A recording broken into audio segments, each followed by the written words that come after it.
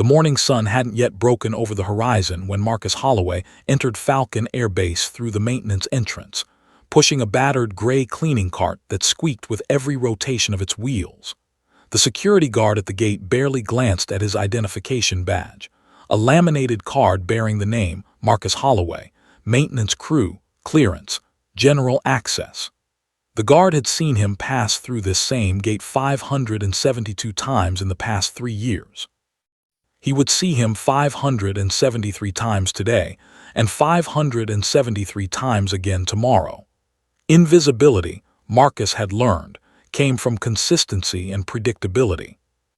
He moved through the corridors of Falcon Air Base like a ghost floating through the physical world, present but unnoticed, acknowledged but not seen.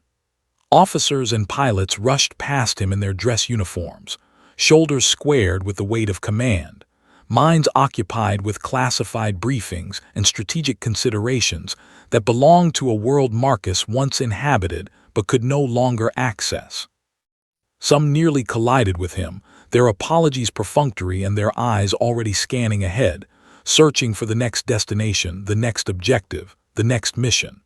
Marcus had learned not to flinch when they rushed past. He simply stepped aside, made himself smaller, more transparent, more utterly inconsequential. His maintenance uniform was deliberately chosen to enhance his invisibility. The gray fabric was neither military nor civilian. It existed in that ambiguous space where it belonged to everything and therefore blended into nothing. The name tag on his chest was perpetually smudged, letters worn from 3 years of negligent care. He'd made sure of that. He'd intentionally rubbed it against concrete, pressed it against humid pipes, and allowed sweat and grime to accumulate across its surface until the letters became a gray blur. Marcus Holloway was there technically, but no one could read it clearly enough to truly register the name. He was simply the janitor, and janitors were background noise in military installations, necessary infrastructure, easily dismissed, immediately forgotten. Every morning began identically. Marcus arrived at the base at 4:47 a.m., exactly 18 minutes before the morning shift officially began. He collected his supplies from the maintenance closet, an industrial-grade mop, cleaning chemicals in heavy plastic bottles, trash bags, and a collection of rags that smelled perpetually of industrial bleach. He wore latex gloves without holes, moved with measured efficiency, and spoke to absolutely no one unless directly addressed. In 3 years, he'd had perhaps 23 conversations longer than 5 sentences. Most were corrections about cleaning protocols or requests to move his cart from passageways. His apartment, located in a generic housing complex 15 minutes from the base, contained almost nothing personal. The walls were bare. His furniture consisted of a bed, a single chair, a small table, and a television he rarely watched. The refrigerator held only the basics: water, coffee, eggs, and bread. No photographs adorned the walls, no family, no friends, no memories from before. Those had all been surrendered to the government 3 years ago, when he signed the Witness Protection Agreement. There was one exception. Hidden in a weatherproof lockbox beneath the floorboards of his bedroom closet was a single framed photograph. It showed a younger Marcus, unsmiling, in full dress uniform adorned with medals and commendations. Gold wings were pinned above his chest, the symbol of an elite pilot. His jaw was set with the confidence of a man who had mastered the sky itself. His eyes held a brightness that no amount of time could completely extinguish. That photograph was proof that Marcus Holloway had once been someone important. That Marcus was dead, technically, at least according to the official records the government maintained. The man in the photograph was Lieutenant Colonel Marcus Holloway, call sign Phoenix, commander of the 312th Advanced Combat Squadron. He'd been a test pilot for experimental aircraft, classified systems so advanced that their capabilities remained unknown to 99% of the world's population. He'd flown missions that didn't exist on any official record, completed assignments for people whose titles and offices weren't published in any government directory. He'd been trusted with secrets that could alter the balance of international power. He'd been respected, celebrated, and feared. Then came the accident. A classified mission in Eastern European airspace had gone catastrophically wrong. There had been negotiations with hostile forces, complications that escalated beyond standard protocol, and circumstances that required difficult choices. Marcus had made his choice. He'd done what he believed was necessary to complete his mission and protect his squadron. But that choice had consequences. Not legal consequences. The government had deemed his actions justified. But political consequences. Diplomatic consequences. The kind of consequences that couldn't be resolved through official channels because no official channels could acknowledge the event had occurred. The solution was elegant in its simplicity. Make Marcus Holloway disappear. Not dead. That would require too many explanations. Simply gone. Erased from active records, relocated, reassigned a new identity and a new life. The government had assured him it was temporary, that after 5 years everything would settle down, that he'd be integrated back into normal society with his record restored and his reputation rehabilitated. He'd been given 3 years into this arrangement, so only 2 more remained. The irony was suffocating. Marcus, who had spent his entire adult life operating at the highest levels of military command, now spent his days pushing a mop through corridors where younger pilots, less experienced, less qualified, infinitely more celebrated, walked with the confidence he'd once possessed. He listened to their conversations about tactics and strategy. He heard their boasts about combat simulations he'd helped design. He watched them celebrate minor achievements that he'd accomplished before some of them had even begun basic training. And he said nothing. He cleaned. He made himself invisible. He endured. Some nights, Marcus stood on the small balcony of his apartment, looking up at the stars that had once been more than beautiful objects in the sky. They'd represented possibility, freedom, purpose. Now they represented a distance he could no longer traverse. His security clearance had been revoked. His credentials had been deleted. His access to classified systems had been permanently terminated. He was no longer qualified to fly a single military aircraft, at least not according to any official document. But muscle memory doesn't read official documents. Knowledge doesn't disappear simply because files are classified and sealed. 3 years of mopping floors, 3 years of invisibility, 3 years of exile hadn't diminished what Marcus knew about advanced aircraft systems, combat tactics, or the precise maneuvers required to dominate an air superiority situation. He was a ghost now, a man who existed but couldn't be acknowledged, a soldier who'd given everything but retained nothing officially. He was invisible by necessity and agreement. And as Marcus Holloway pushed his squeaking cart through the empty corridor at 4:47 a.m. on an ordinary Tuesday morning, he had no way of knowing that his invisibility was about to become his greatest asset. He had no way of knowing that today, everything would change. The first indication that something was wrong came at 5:47 a.m., exactly 1 hour into Marcus's shift. He was on the 3rd floor of the operations building, mopping the main corridor with the mechanical precision that had become his trademark. His movements were rhythmic, almost meditative. Dip the mop, wring it out, apply to the floor in overlapping figure-8 patterns, move forward 2 feet, repeat. He'd done this same sequence 43 times per corridor, 5 corridors per day, 5 days per week, for 1,005 weeks. The routine was so ingrained that his mind operated on a different level entirely, compartmentalized away from the physical task. That's when the alarm began. It wasn't the fire alarm, a steady, rhythmic pulse that officers had learned to ignore during monthly drills. This was different. This was the Priority 1 alert, a siren that hadn't sounded at Falcon Air Base in the 7 years the facility had been operational. The sound was a wailing shriek that seemed to penetrate through concrete and steel, bypassing ears and resonating directly in the brainstem. It was the sound of consequence. It was the sound of protocol shifting from peacetime to wartime. Marcus's hands froze mid-motion. The mop handle stopped moving. Around him, the base transformed instantly. Doors that had been opening and closing casually suddenly exploded open. Officers emerged from offices, their faces shifting from bureaucratic boredom to crystalline focus. He heard footsteps pounding down corridors, heard urgent voices shouting coordinates and confirmations. The alarm continued its mechanical wailing, indifferent to the chaos it had unleashed. A major came sprinting past Marcus without seeing him, shouting into a radio, "Scramble all available fighters. This is not a drill. I repeat, this is not a drill." Within seconds, other officers followed, creating a river of humanity flowing toward the command center. Marcus stood absolutely still, mop in hand, watching as the base he'd come to know through 3 years of invisible observation transformed into something else entirely, something predatory and prepared.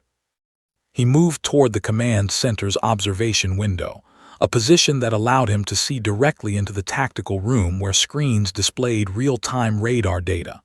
What he saw made his breath catch in his throat.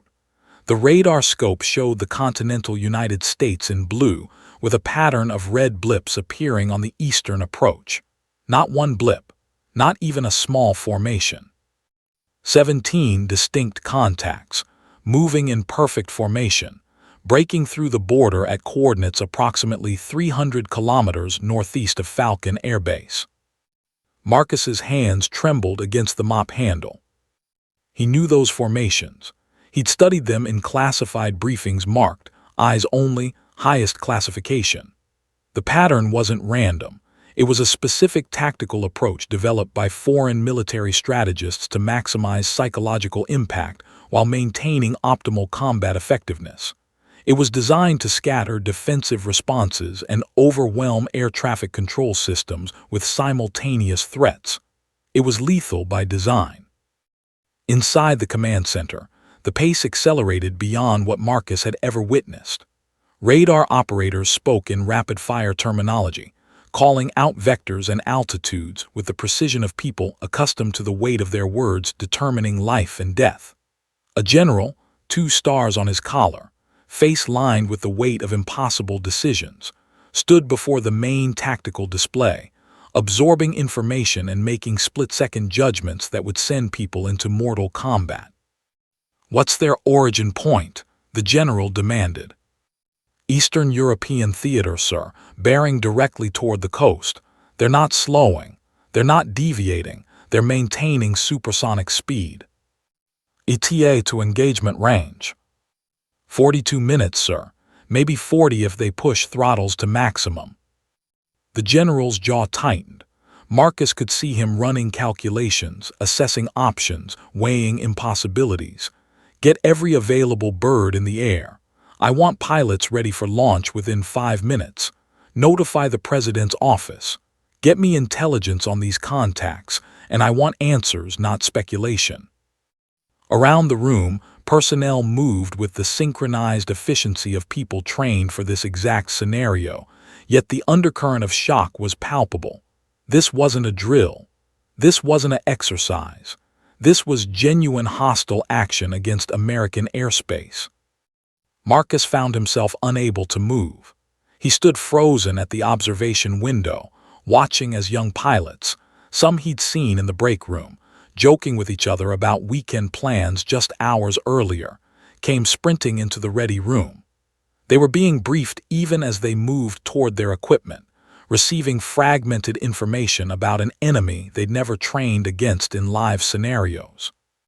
They were being asked to engage a threat with capabilities that exceeded everything in the current Air Force inventory. A captain passing in the hallway shouted orders to a subordinate, "We're flying blind here. No intel packets on these contacts.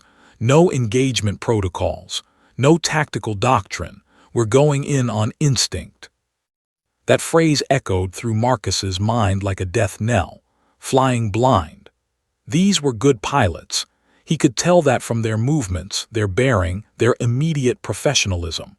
But good wasn't enough when flying against adversaries with technological advantages and combat doctrine specifically designed to exploit inexperience.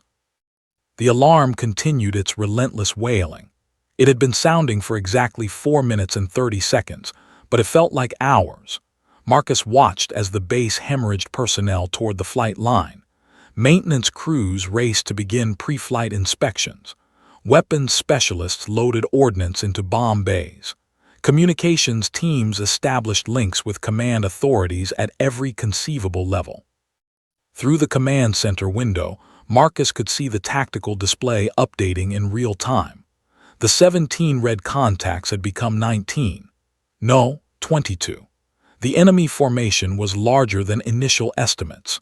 The red blips were advancing across the radar scope with terrifying speed, crossing toward the interior of the continental United States with every second that passed. Marcus's mind was screaming. Every piece of classified knowledge he'd accumulated over his career as an elite pilot was suddenly, violently relevant. He knew these aircraft. He'd flown against their specifications in virtual simulations. He'd studied their performance envelopes, their weapons systems, their pilot training doctrine. He knew that the young Americans now racing toward their cockpits were about to face something they weren't prepared for. An older colonel emerged from the command center, his face ashen. 41 minutes, he muttered to himself, checking his watch. 41 minutes until they're in range, and we still don't know what the hell we're fighting. Marcus gripped the mop handle so tightly his knuckles turned white. His security clearance had been revoked. His credentials had been deleted. He wasn't supposed to know anything. He wasn't supposed to be able to contribute. He was supposed to remain invisible, anonymous, irrelevant. But the screaming in his mind grew louder with each passing second. Because Marcus Holloway, the ghost pilot, the man who'd been erased from history, was the only person on this entire base who understood exactly what was coming. And he was watching America's young pilots prepare to face it completely unprepared. The alarm continued wailing. 40 minutes remained, and Marcus stood alone in the corridor, still holding his mop, paralyzed by the knowledge that everything he'd sacrificed, everything he'd endured, might have been preserved for this exact moment. The break room was empty when Marcus pushed through the door, a small miracle of timing in a base that was rapidly transforming into a nerve center of controlled panic. The wall-mounted television displayed the tactical feed that no one else was watching, the screen showing the same radar scope visible in the command center above. Red blips continued their relentless advance across the blue digital ocean representing American airspace. The formation was tightening. The contacts were becoming clearer. The threat was becoming more defined by the second. Marcus stood absolutely motionless, mop still gripped in his hands, watching the unfolding catastrophe on the screen. His eyes traced the flight path of each contact, following the subtle movements that indicated specific tactical maneuvers.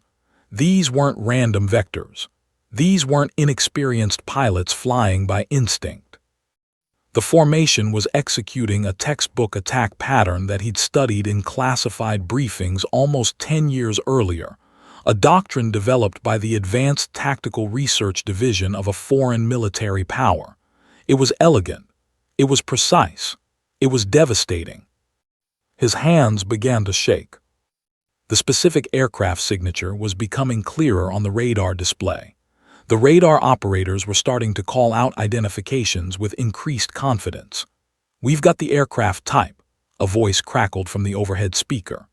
"Preliminary analysis suggests Sukhoi 45 configuration, possibly enhanced with..." The transmission cut off, presumably redirected to a classified channel where such information wouldn't pollute the general frequency. Sukhoi 45. Marcus's mind raced through files that had been locked in his memory for 3 years, classified specifications, engagement protocols, vulnerability assessments developed through countless simulations and theoretical combat scenarios. The Sukhoi 45 was a next-generation fighter aircraft incorporating technological advances that didn't exist in the current American inventory. Supermaneuverability, advanced avionics, weapons systems designed with specific American fighter doctrines in mind. These weren't theoretical advantages. These were calculated, engineered advantages designed to overcome American air superiority. And 22 of them were approaching at supersonic speed. Marcus moved closer to the television screen, his eyes absorbing every detail. The radar operators were starting to analyze the formation's approach pattern, and what they were beginning to understand was spreading through the command structure like electrical current. The enemy wasn't approaching randomly. They were flying toward specific targets, the base itself, the coast, perhaps inland strategic installations. The pattern suggested combat tactics designed to overwhelm defensive responses and establish air superiority through sheer tactical sophistication. The young pilots being scrambled wouldn't know what they were facing. That was the terrifying reality crystallizing in Marcus's mind. The American military had aircraft, good aircraft, well-designed aircraft. But those aircraft had been designed to fight theoretical opponents based on technology from 5 to 7 years ago. The enemy approaching their airspace was flying machines that represented the cutting edge of foreign military advancement. The young pilots being prepared for launch right now were being sent into a combat situation where they would be outmatched in multiple critical dimensions. Marcus had been in that situation once, 23 years earlier, during a training exercise where he'd volunteered to fly an older aircraft model against newer designs. He'd survived only because of superior skill and experience. These pilots didn't have that advantage. These pilots were good. He could tell from the precision of their preparations, from the efficiency of their movements in the ready room visible through the window. But good wasn't enough when flying against adversaries with technological superiority and doctrinal advantages. His mind warred with itself. The government had specifically forbidden him from revealing his knowledge, from asserting his expertise, from acknowledging his former rank or clearance level.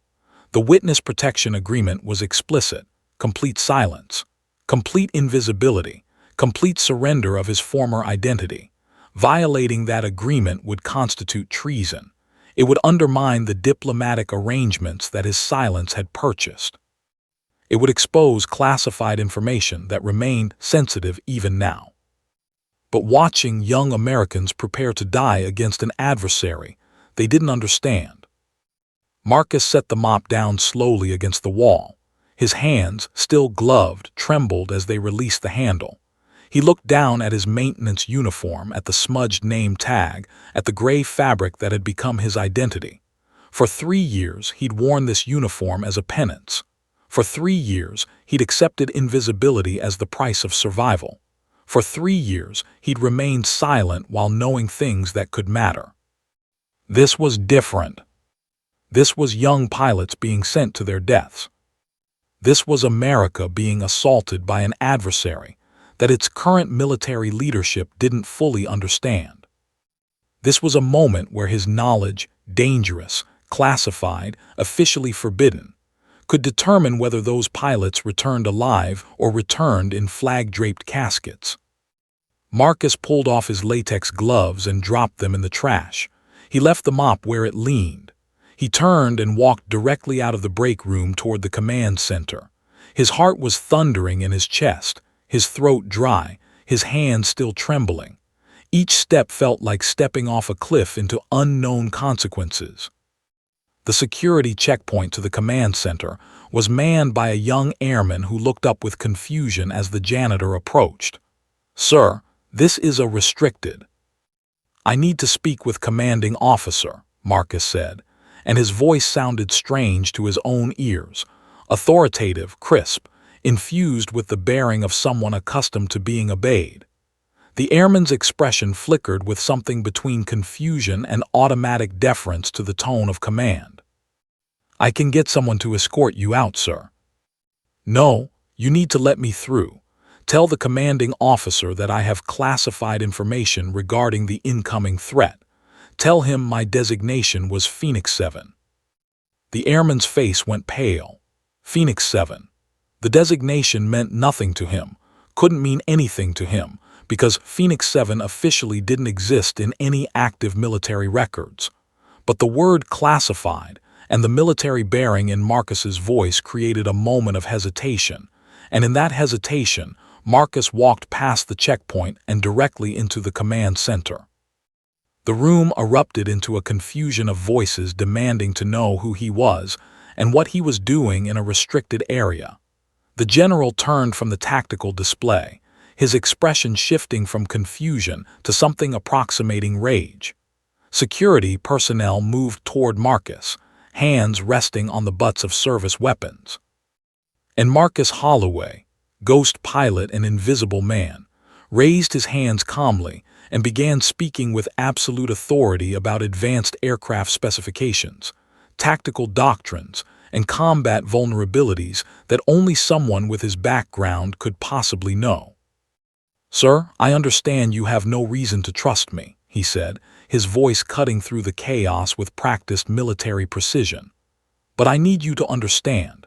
The aircraft approaching your airspace are configured with specific advantages designed to counter American fighter doctrine. Your pilots don't know this, but I do, and if you send them in blind, they're going to die." The general stared at him for a long moment. Around them, the command center seemed to hold its breath. "Who the hell are you?" the general whispered. Marcus met his eyes without flinching. "My name is Marcus Holloway. I used to be someone important, and sir, I need to help you not lose good people today." General Raymond Castellano had worn his rank for 37 years. He'd commanded thousands of personnel. He'd made decisions that sent people into mortal combat. He'd received classified briefings that would have given lesser men nightmares. But nothing in his career had prepared him for a maintenance worker walking into his command center and mentioning a designation that should have been permanently deleted from every military database. "Phoenix 7, the general repeated quietly. His voice carried a weight that suggested the words meant something, that they triggered cascading associations in his mind about secrets and classified operations and things that officially never happened. Around them, security personnel remained motionless, uncertain whether to escort this man out or await further instruction from their commanding officer. "Yes, sir," Marcus said calmly, his hands still raised in a non-threatening posture. "I understand this is unprecedented. I understand I'm asking you to trust someone you've never met. But Phoenix 7 was a designation issued by the Classified Operations Division for missions conducted between 2011 and 2015. If you verify that designation, you'll find evidence that I'm exactly who I claim to be." The general's jaw tightened. He stepped closer to Marcus, studying his face with the intensity of someone trying to locate a memory that had been deliberately suppressed. "I don't know you," he said finally. "I've never seen you. I've never heard of you. But you know enough to say things that could be considered a security violation just by mentioning them." "Yes, sir, I'm aware of that." "Then why would you take that risk?" Marcus's eyes flicked toward the tactical display, where the radar contacts continued their inexorable advance across the digital map. "Because those contacts are 22 Sukhoi 45 fighters, and your pilots are about to engage them without understanding what they're flying against. Because in approximately 38 minutes, those birds are going to be in engagement range, and your young pilots are going to start dying. Because I can prevent that, but only if I'm allowed to do so now." The general's expression hardened into something dangerous. He turned to his deputy, a colonel with intelligence operations insignias on his collar. "Colonel Harrison, I want fingerprints run through every classified database we have, and I want answers in 5 minutes." "Yes, sir. You want him detained in the meantime?" "No, put him in my office under guard. But don't make a scene." Castellano turned back to Marcus. "If you're lying, if this is some kind of infiltration or psychological operation, you're going to have a very difficult time explaining it. But if you're telling the truth, if you really are Phoenix 7, then we need to have a conversation that doesn't happen in front of 40 people." Marcus was escorted to the general's office, a sparse room with military furnishings and walls decorated with commendations from previous assignments. A security officer remained by the door, weapon visible, expression neutral. Marcus sat in a wooden chair and waited, his hands folded in his lap, his mind racing through the consequences of what he'd just initiated. 5 minutes became 10. 10 became 15. The tension in the room compressed into something suffocating. Finally, Colonel Harrison entered, his face a mixture of shock and something approximating fear. Behind him, a second officer carried a secure communications device. "General Castellano needs to speak with you," Harrison said quietly, handing over the device. The general's voice crackled through the encrypted line, distorted by military encryption but still carrying its weight. Fingerprints matched. Phoenix 7 designation verified through phantom-level classified databases. Your entire record is legitimate. You were dishonorably discharged from active status on April 15, 2015, following Incident Report 7 Charlie 9er. The file indicates you were relocated under protective reassignment protocols. Marcus closed his eyes. The past 3 years of his life had just been confirmed in the official record. The ghost was real. "I'm looking at your service record," Castellano continued. "Combat decorations, test pilot certification, advanced tactics instruction. You commanded the 312th Advanced Combat Squadron." A pause. "You flew the experimental systems." "Yes, sir. I flew everything we had. I tested weapons systems and defensive capabilities.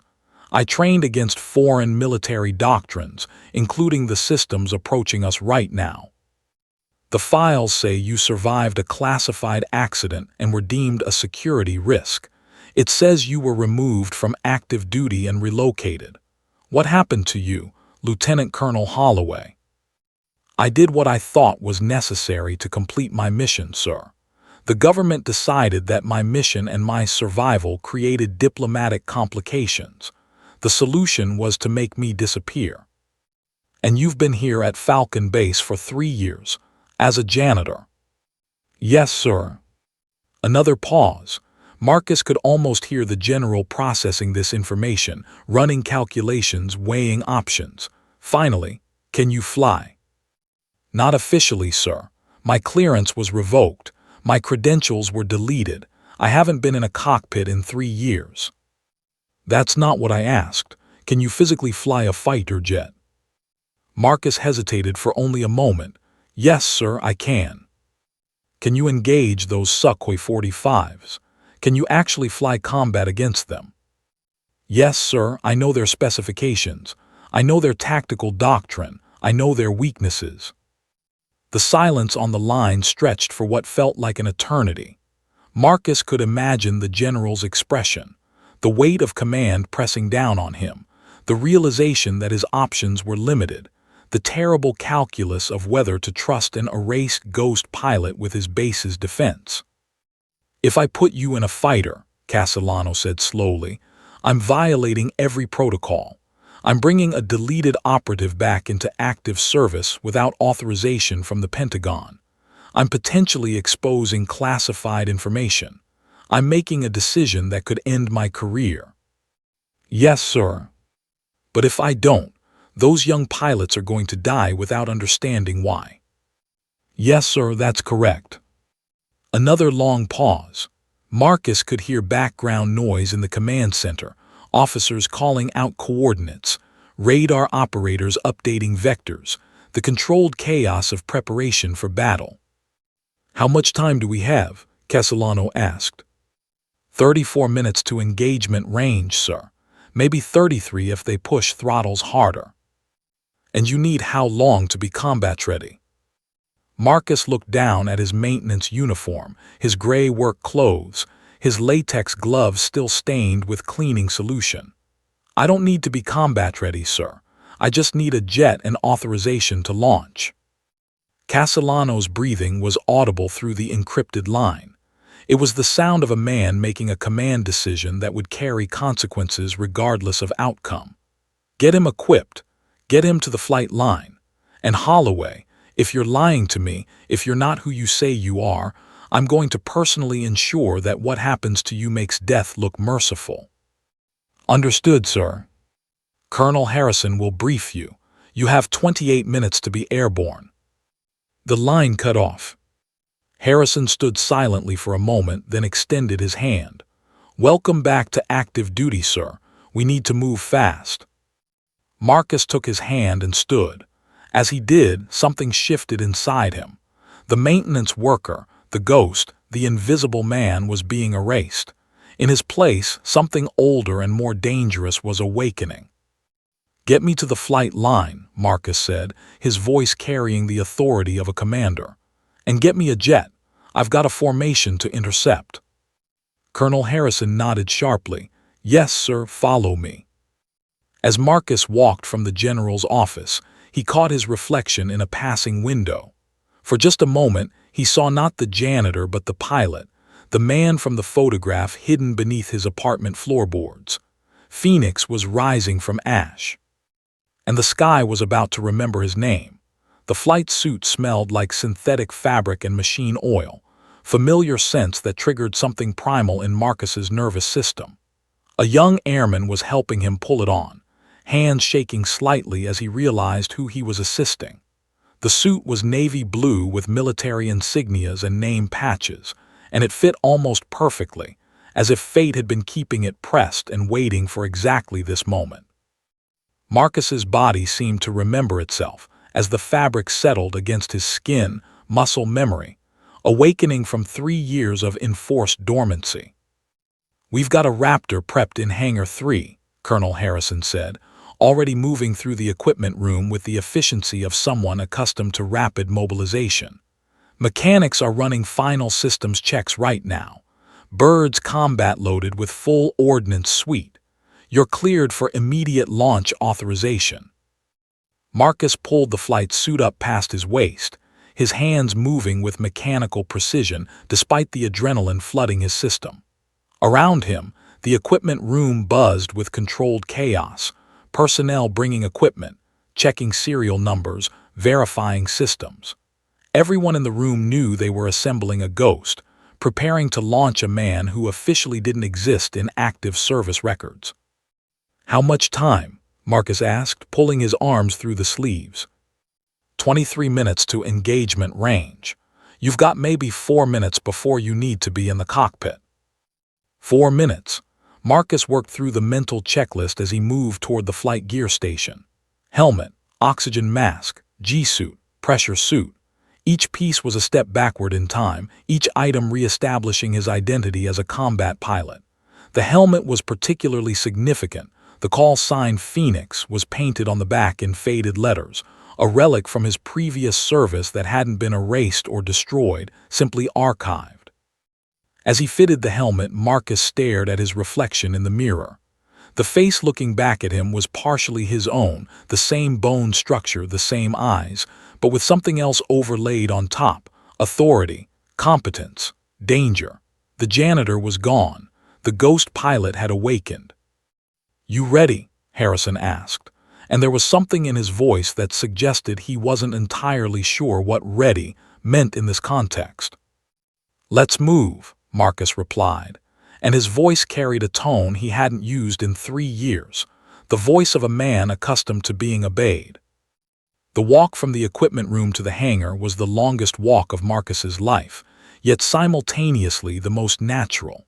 His body moved with the bearing of a fighter pilot, shoulders back, head level, purposeful stride. Personnel they passed recognized the transformation immediately and instinctively stepped aside. Word had already spread through the base. The invisible maintenance worker was actually a classified operative. Rumors and theories were probably spinning through every corner of Falcon Air Base, but there was no time for clarification or explanation. Hangar 3 was chaos and orchestration combined. Mechanics swarmed the F-22 Raptor like ants mobilizing around a hive. The aircraft gleamed under the hangar lights, its sleek frame designed for lethality and speed. The canopy was open, waiting. The ordnance was loaded, air-to-air missiles positioned in bays designed specifically for aircraft intercept missions. Everything was prepared for a pilot who'd just been resurrected from classified files. An older mechanic named Rodriguez stepped forward, Marcus recognized him. He'd seen him in the base cafeteria numerous times over the past 3 years. "Your bird's ready, sir. All systems green. Engine diagnostics are nominal. Weapons systems are hot and ready for activation. Pre-flight checklist is laid out in the cockpit." Marcus nodded, acknowledging the mechanic with the briefest of eye contact. There was no time for conversation, no time for the shock of recognition in Rodriguez's face as he realized the janitor he'd chatted with about family photographs was now suiting up for combat. The walk to the jet was like stepping into a dream. The Raptor loomed larger as Marcus approached, its canopy seeming to beckon him toward a destiny he'd accepted but never expected to resume. The ladder was positioned, and he climbed with the muscle memory of 1,000 previous ascents. Each rung brought him closer to his past, closer to the identity that had been buried but never truly destroyed. The cockpit welcomed him like a home he'd been exiled from. The controls were arranged exactly as he remembered, stick positioned in the center, throttle controls to the left, switches and dials surrounding the canopy in organized chaos. The ejection seat was familiar. The head-up display was positioned precisely where his eyes would naturally focus. Everything was calling him back. Marcus settled into the seat, feeling it adjust slightly to accommodate his weight. This was the moment. This was where the ghost became real. He began the pre-flight ritual with mechanical precision, hands moving through switches in patterns burned into his neural pathways, flight control surfaces, engine systems, avionics packages, navigation systems, weapons systems.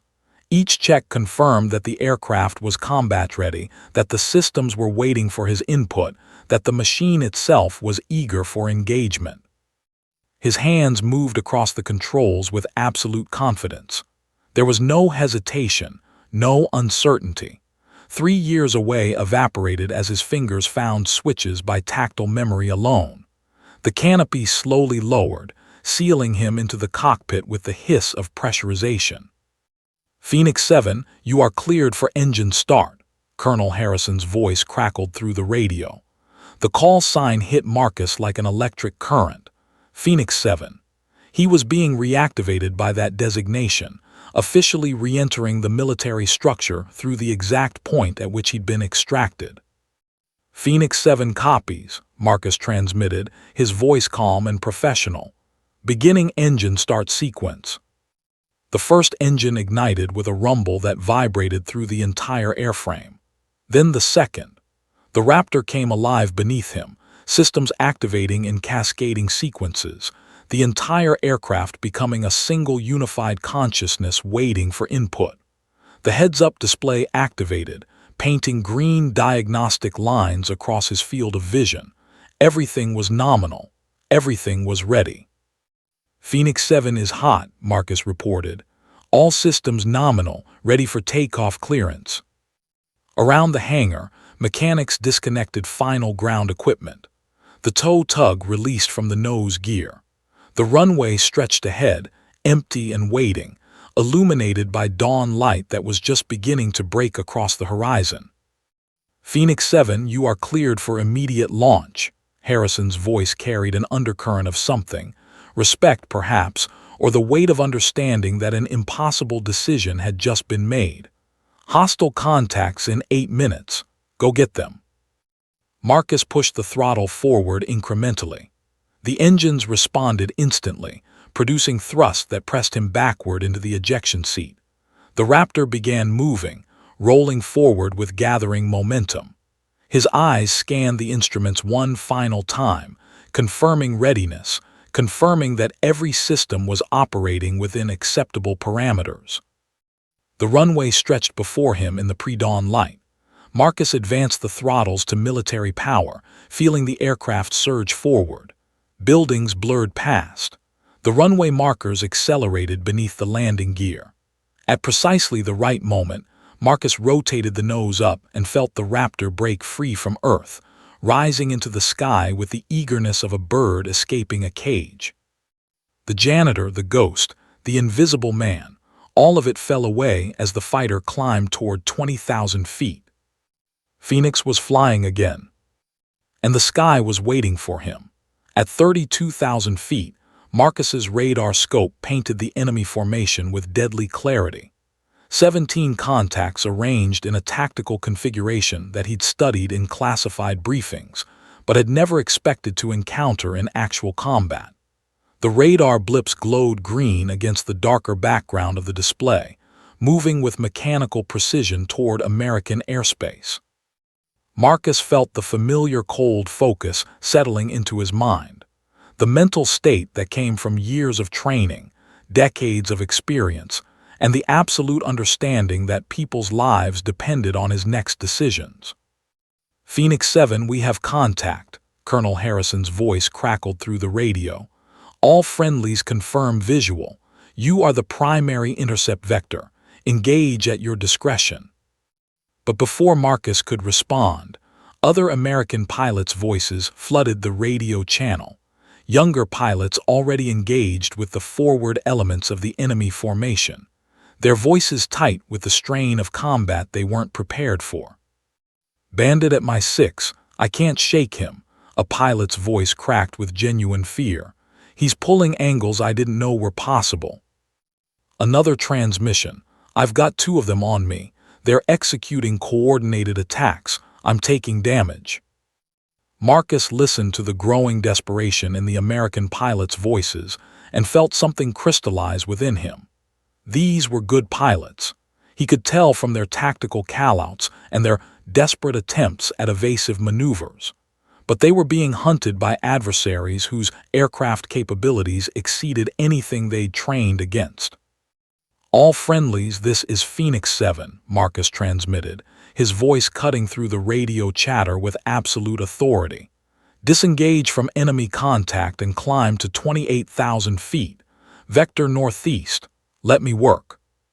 There was a moment of hesitation, younger pilots questioning an unknown voice, but Harrison backed him up immediately. "All fighters acknowledge Phoenix 7's vector. Break off contact and climb. Now." The American pilots complied, peeling away from their engagements with the enemy, desperate for the respite that disengagement offered. Marcus watched their blips separate from the main formation, retreating to the specified altitude. The enemy formation registered his presence almost immediately. The 22 aircraft adjusted their flight pattern, and Marcus recognized the maneuver instantly. They were repositioning to engage him, to consolidate their forces against this new threat. It was the tactical response of commanders who understood combat dynamics. They had no idea what they were about to face.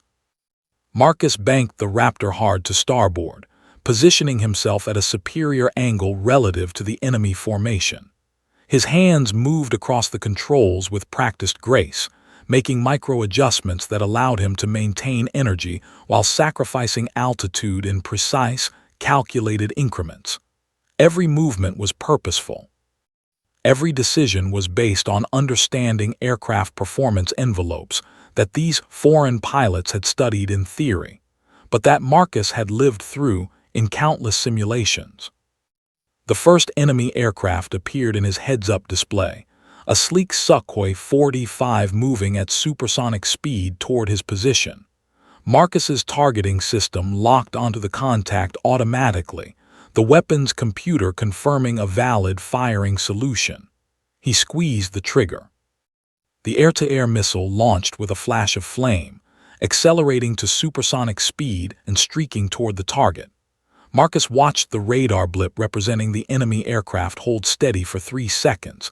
Then suddenly it was gone, replaced by a secondary radar return that dissipated rapidly. The explosion occurred behind him, a bloom of fire and debris that marked the death of the first enemy fighter. "Phoenix 7, first kill confirmed."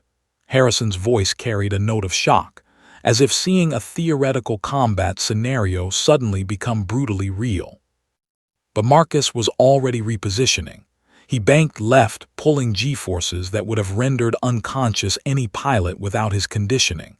The Raptor screamed through a turn that converted altitude into tactical position. Another enemy aircraft appeared in his targeting envelope. Marcus launched again. The second missile streaked outward, and seconds later, the second blip disappeared from the radar scope. The enemy formation was fragmenting now. The coordinated tactical arrangement was breaking apart as individual pilots realized they were being hunted by something beyond their experience. The tight formation that had looked so menacing on the radar display was dissolving into individual aircraft trying desperately to maneuver and evade. Marcus pressed the advantage with ruthless efficiency. He climbed back to altitude, converting speed into height, positioning himself above and behind the remaining enemy contacts. A third aircraft moved into his targeting solution, a pilot making an evasive maneuver that was textbook perfect but completely ineffective against someone who'd literally written the textbook. Launch. The missile flew true, the blip disappeared. 3 kills, and the enemy was starting to understand that they'd made a catastrophic error. Phoenix 7 were getting chatter on the enemy frequency, an intelligence officer transmitted. They're requesting support. They're calling for reinforcements. Sir, they're breaking formation. They're running. But Marcus didn't move to intercept the scattered formations. Instead, he accelerated toward the remaining concentrated group of 8 aircraft that were attempting to reorganize their defensive formation.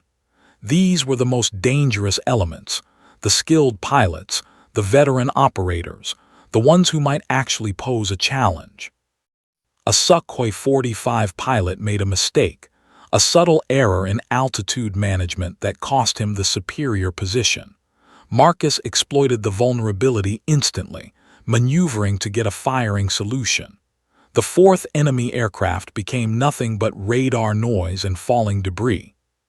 4, 5, 6 kills followed in rapid succession, each one representing a pilot who trained for years to master their aircraft, now facing someone who'd been flying advanced fighters since before they'd entered military service. Marcus moved through the enemy formation like a predator moving through prey, each engagement ending with a missile launch and a radar blip that ceased to exist. The remaining enemy aircraft weren't even attempting coordinated tactical responses anymore. They were simply flying erratically, trying to put distance between themselves and the ghost that was systematically eliminating them. Marcus pursued relentlessly, his aircraft performing maneuvers that pushed the Raptor to its design limitations. Afterburners blazed as he accelerated through sonic speeds, cutting off escape vectors, positioning himself for shot after shot after shot.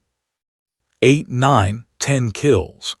The double digits felt significant, marking him as something beyond a skilled pilot, marking him as an apex predator wearing a uniform. The remaining enemy aircraft were scattering now, breaking off toward the ocean, heading back toward whatever staging area they'd originated from. Marcus pursued several of them, but the range was extending, the tactical advantage was declining, and most importantly, the American airspace was no longer under threat. He checked his fuel status. Missiles remaining 3, fuel state marginal, but the sky was his now. The danger had passed. All enemy contacts are retreating, an air traffic controller confirmed. Phoenix 7, you are clear of hostile aircraft. RTB at your discretion. Welcome home. Marcus looked down at his radar scope, where the remaining enemy blips were growing smaller with each passing second, fleeing back toward their territory. The formation that had seemed so menacing, so overwhelming, so absolutely impossible for the young American pilots to defeat, had been decimated by a single ghost pilot. 12 aircraft destroyed, an entire squadron reduced to fragmented remnants running for their lives. Marcus adjusted his heading toward Falcon Air Base. His hands were steady. His breathing was controlled. He was already running through the mental checklist for landing, fuel state, damage assessment, navigation parameters. As he descended toward home, Marcus realized that something fundamental had shifted. The invisible man had become visible. The ghost had become legend, and the sky would never forget the name Phoenix. The first indication that something was seriously wrong came during Marcus's final turn toward Falcon Air Base. His altitude was 18,000 feet, Airspeed was holding steady at 420 knots, and his descent profile was nominal. But then a warning light activated on his instrument panel, amber yellow, pulsing with mechanical urgency. Marcus's eyes flicked to the indicator. Hydraulic pressure in the right side system was dropping rapidly. He didn't need to consult the manual. He knew exactly what that meant. During his last engagement with the fleeing Sukhoi 45, he'd taken a hit, not a direct strike. The Raptor's stealth characteristics and superior maneuverability had kept him from absorbing catastrophic damage. But a near miss from a missile had showered his right wing with shrapnel, and one piece had found the hydraulic line running to the right side control surfaces. "Falcon Base, Phoenix 7, Marcus transmitted, his voice remaining steady despite the warning lights multiplying across his panel. "I'm showing hydraulic degradation on the right system. Still controllable, but I'm monitoring the situation." There was a brief pause before Harrison's voice came back, significantly less confident than it had been during the combat sequence. "Phoenix 7, understand hydraulic degradation. What's your status on other systems?" Marcus ran his eyes across the flight instruments. The primary flight computer was nominal. The engines were running smoothly, but as he scanned further, another warning activated, this time from the environmental control system. His oxygen generation was fluctuating. The near miss had apparently damaged more than just the hydraulics. "Right hydraulic pressure is at 60% and falling," Marcus reported. "Environmental control is showing oxygen generation irregularities. I'm on auxiliary systems, but I need to assess the full damage extent." As he spoke, Marcus made subtle adjustments to his flight path, banking gently with the left control surfaces to compensate for the diminishing right side hydraulic authority. The aircraft was responding, but sluggishly. He could feel the loss of precision through the control stick, a subtle degradation in responsiveness that meant he was fighting the Raptor's own damaged systems. At 15,000 feet, another warning light activated. Then another. The damage was more extensive than Marcus had initially assessed. A third hydraulic pressure indicator was dropping. His landing gear status light was flickering, uncertain whether the gear would even deploy when he attempted landing. Marcus's jaw tightened. The situation had just transitioned from manageable to critical. "Falcon Base, I've got multiple hydraulic failures," he transmitted. "Right system compromised. Primary and secondary systems both showing pressure loss. I'm at 12,000 feet. I'm going to have problems with landing gear deployment." Colonel Harrison's voice came back immediately. "Phoenix 7, we're preparing emergency landing procedures. Crash rescue is being positioned. We can handle gear-up landing if necessary." "Negative, sir. I need landing gear. The runway is short enough that I might not be able to achieve safe stopping distance without landing gear." Marcus checked his fuel state. He had approximately 15 minutes of flight time remaining, enough to reach the base, but not enough to attempt multiple landing approaches if the first one failed. The margin for error had compressed to almost nothing. At 10,000 feet, the oxygen regulation system failed entirely. Marcus switched to the emergency oxygen backup, feeling the mask seal tighter against his face as the system activated. His breathing deepened automatically, the pure oxygen flooding his lungs, heightening his alertness, even as his body was beginning to register the physical toll of 40 minutes of sustained high-G combat maneuvering. The Raptor was becoming harder to control. The hydraulic pressure in his right system had dropped below 30%. The aircraft was responding to his control inputs with increasingly noticeable delays. Banking to the right required aggressive input. Banking to the left became almost too responsive, the damage on the right side leaving the left side control surfaces as the dominant authority. Marcus adjusted his approach vector to favor left-hand turns. If he needed to miss the runway for some reason, he could turn left. A right turn would be sluggish and potentially dangerous. 8,000 feet. The runway appeared in his heads-up display, stretching out like a ribbon of salvation slightly more than 2 miles ahead. Marcus could see emergency vehicles being positioned along the sides, fire trucks, crash rescue equipment, ambulances. The base knew his situation, and they were preparing for the possibility that he wouldn't make it. "Phoenix 7, you are cleared for emergency approach," Harrison transmitted. "All other traffic is clear. Runway is yours." Marcus reduced power slightly, beginning his descent profile toward the approach altitude. The damaged hydraulics made the aircraft feel heavy, resistant, like flying through invisible syrup. Every control input required deliberate thought and physical effort. The aircraft that had been so responsive during combat was now sluggish and demanding. His right wing was damaged. Marcus could see it now through the canopy. The wing's surface was torn, pieces of composite material hanging loose, the structural integrity compromised. He didn't know how much longer the wing would support the aircraft's weight. He had to land now. 6,000 feet. The runway markers became distinct. Marcus could see individual vehicles positioned along the concrete strip. The sun was lower now, creating long shadows across the runway. Time seemed to be moving in slow motion, each second stretching out as he descended toward ground level. 4,000 feet. His hydraulic pressure was below 20%. The landing gear still hadn't deployed. Marcus reached down and activated the emergency landing gear deployment lever. It was a mechanical system, hydraulic independent, designed specifically for emergency situations like this. He felt the lever move, heard the mechanical whine as the gear assembly fought against damaged hydraulic systems to extend into the airstream. The landing gear indicators blinked amber, then shifted to green. 3 green lights: nose gear, left main gear, right main gear. They were deployed and locked. 2,000 feet. Marcus adjusted his descent angle, bleeding altitude in careful increments. His approach was slightly unstable. The damaged right wing wanted to drop, and he had to maintain continuous left side control input to keep the aircraft aligned with the runway. 1,000 feet. He could see the crashed trucks clearly now, see the personnel standing by with fire suppression equipment and rescue gear. They knew.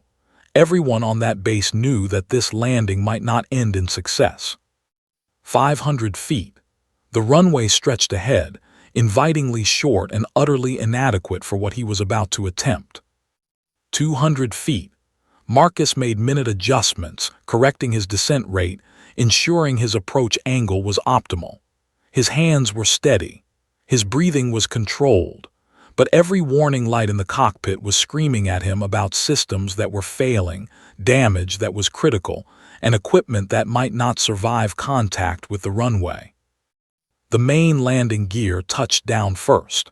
Marcus felt the impact through the aircraft, the compression of the gear assemblies absorbing the landing energy. The nose gear came down next, the friction between the rubber and the concrete beginning to decelerate the fighter. The right wing was crumpling.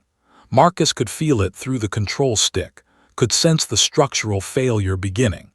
He applied maximum braking, feeling the aircraft shudder violently as aerodynamic braking flaps deployed, and the landing gear struggled to convert forward momentum into heat and friction. The Raptor was sliding now, the right wing tip hitting the concrete and creating a shower of sparks. The aircraft skewed sideways, its damaged right side scraping and tearing against the runway surface. Then suddenly it stopped. Silence, complete perfect silence. Marcus sat in the cockpit, breathing heavily through the oxygen mask, his hands still gripping the control stick. The Raptor was disabled. The right wing was shattered. The hydraulic systems were destroyed. The aircraft that had carried him to victory was now a broken machine that would require months to repair. But he had landed it. He had brought the damaged fighter home. Outside, emergency personnel were already moving toward the cockpit, preparing to extract him from the aircraft. Through the smoke and debris, Marcus could see figures running: medics, crash rescue personnel, base security. He unstrapped from the ejection seat on trembling legs. As he climbed from the cockpit toward the ladder, Marcus realized that he was bleeding. His right arm had a laceration from something, flying debris, control mechanism failure. He couldn't remember exactly what, but he was alive. The ghost pilot had returned, damaged, wounded, but alive. The moment Marcus's boots touched the runway, the world transformed. The fire suppression teams that had been preparing for potential catastrophe instead formed an honor guard. The medics that had been expecting severe trauma instead found a walking pilot, wounded, exhausted, but undeniably alive. And as Marcus descended the ladder from the damaged Raptor's cockpit, every person on that runway seemed to understand simultaneously that they were witnessing something historically significant. A senior medic approached with an oxygen mask and a preliminary assessment kit. "Sir, we need to get you to medical for evaluation. You're showing signs of blood loss." Marcus nodded but didn't move toward the ambulance immediately. He stood on the tarmac, looking at the broken aircraft behind him. The right wing was a twisted amalgamation of composite material and exposed structure. The fuselage was scorched and battered. The landing gear was bent at awkward angles from the violent landing. The Raptor that had been so magnificent during combat was now a monument to the violence of modern warfare. But it had held together. The aircraft and the man had both held together. Behind the medics, the base was assembling. Personnel emerged from every building, drawn by the knowledge that something momentous had occurred. Officers moved toward the runway. Pilots left the ready room. Maintenance crews abandoned their posts. Everyone was converging on the spot where the invisible janitor had just become visible. Colonel Harrison was the first officer to reach Marcus, and his expression carried a complexity of emotions: respect, shock, understanding, and something that might have been fear. "Holloway," Harrison said, offering his hand. "You saved this base." Marcus took the offered hand, and the gesture seemed to break some invisible tension. Behind Harrison, General Castellano appeared, his face carefully neutral but his eyes carrying intensity. The general studied Marcus with the expression of someone trying to reconcile the classified files with the physical reality standing before him. "Lieutenant Colonel Holloway," Castellano said formally, "you have just prevented an international incident and saved the lives of approximately 300 military personnel on this base. You also destroyed 12 hostile aircraft and eliminated a foreign military threat. Do you understand the magnitude of what you've just accomplished?" "Yes, sir, I understand." "Do you understand the consequences?" That question seemed to hold weight beyond the immediate situation. Marcus recognized the implication. His cover was blown. His identity was no longer classified. Approximately 400 people on this base now knew who he was and what he'd done. Word would spread. The government's carefully constructed lie would begin to unravel. "Yes, sir, I understand those consequences as well." The medics guided Marcus toward the ambulance, but his journey across the tarmac became something between a military procession and a parade. Officers saluted. Younger pilots who'd been engaged in the desperate combat just minutes earlier stepped back, creating a path, their expressions shifting from gratitude to something approaching awe. The maintenance crews that had prepared his aircraft stood at attention. Everyone understood that they were witnessing the resurrection of someone who'd been officially dead. Inside the medical facility, the reality of his injuries became apparent. The laceration on his right arm required 15 stitches. His chest was bruised from the impact of high-G maneuvering against the ejection seat harness. He had a mild concussion from the violent landing, but nothing was life-threatening.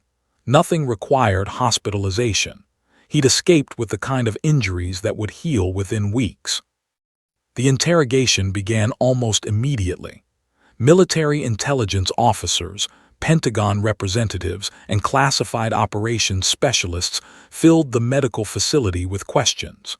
They wanted to know everything: how he'd survived in the civilian world, what he'd known about the threat, how he'd maintained his combat readiness while working as a maintenance worker.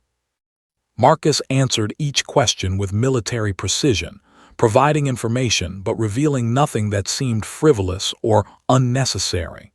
He explained his knowledge of the Su-45 specifications. He detailed how he'd recognized the threat formation. He discussed the tactical advantages that had allowed him to defeat the enemy formation. But underneath the professional dialogue, something else was happening. Marcus was watching his past collide with his present. The classified files that had buried him were being reopened. The witness protection agreement that had governed his life was being voided. The carefully constructed fiction of his non-existence was being systematically dismantled. By evening, the first news reports had begun to circulate. Military media outlets were announcing an interceptor pilot at Falcon Air Base had defeated a foreign military threat. No names were released yet, but the story was already spreading. Within hours, someone would leak his identity. Within days, the story would become international news. Later that night, Marcus sat alone in a temporary quarters room in the medical facility. A television mounted on the wall was broadcasting news coverage of the incident. Commentators were speculating about the mysterious pilot who defended American airspace. Military analysts were discussing the significance of the victory. International diplomats were probably already engaging in conversations about how to address the foreign military's aggression. His secure phone rang. The number was labeled Command Authority, Pentagon level. Marcus answered immediately, "Sir." "Holloway, this is General Margaret Chen, Deputy Director of Joint Operations. I'm calling to inform you that your witness protection status has been officially terminated. Your clearance has been restored to active status. Your rank has been reinstated effective immediately. You will resume your position as Lieutenant Colonel with full retroactive pay and benefits." Marcus closed his eyes, listening to the implications of those words. He was being reactivated, officially resurrected. "Additionally," General Chen continued, "you're being assigned to the Advanced Combat Development Command. You'll be consulting on tactics and aircraft systems. You're also being recommended for the Distinguished Flying Cross for today's actions. Congratulations, Lieutenant Colonel. You've returned to active duty." The call ended. Marcus sat in silence, processing the reality of his transformation. The ghost was being officially recognized. The invisible man was being placed on the highest pedestals of military achievement. The next morning, General Castellano requested a private meeting. The two men sat across from each other in the general's office, one of them the commander of the base, the other a resurrected officer from classified history. "You understand what happens now?" Castellano asked. "You understand that you can't simply return to invisibility. You've been seen. You've been celebrated. You've saved lives publicly. The military is going to want to use you. They're going to want you to speak, to teach, to help develop new tactics based on what you know." "I understand, sir." "Are you prepared for that? For the transition from being nobody to being somebody?" Marcus considered the question carefully. For 3 years he'd existed in shadow. He'd accepted anonymity as the price of survival. He'd buried his identity, his achievements, his entire sense of self. He'd convinced himself that invisibility was necessary, acceptable, perhaps even noble. But watching young pilots nearly die, because they didn't have knowledge he possessed, had changed something fundamental. "Sir, I spent 3 years trying not to matter," Marcus said finally. "I spent 3 years trying to be invisible, but today I learned that mattering, being visible, being necessary, is a responsibility I should have embraced earlier. I'm ready to be visible now. I'm ready to let my knowledge help. I'm ready to teach the next generation of pilots how to face adversaries that exceed current doctrine." Castellano nodded slowly. "That's good, Holloway, because the world is about to know your name, and whether you're ready for it or not, you're going to have to live as a visible man now." Later, standing on the flight line watching the damaged Raptor being carefully towed toward the maintenance hangar, Marcus understood the profound truth of the general's words. The janitor was gone forever. The ghost had been permanently exorcised. Phoenix had risen, and the sky would never forget. As he watched the sunset paint the horizon in shades of gold and crimson, Marcus realized something unexpected. He didn't miss the invisibility. He'd been preserved in the darkness for a specific purpose. This moment, this victory, this resurrection. The price of visibility, he understood now, was worth paying. And his life, finally, could begin again.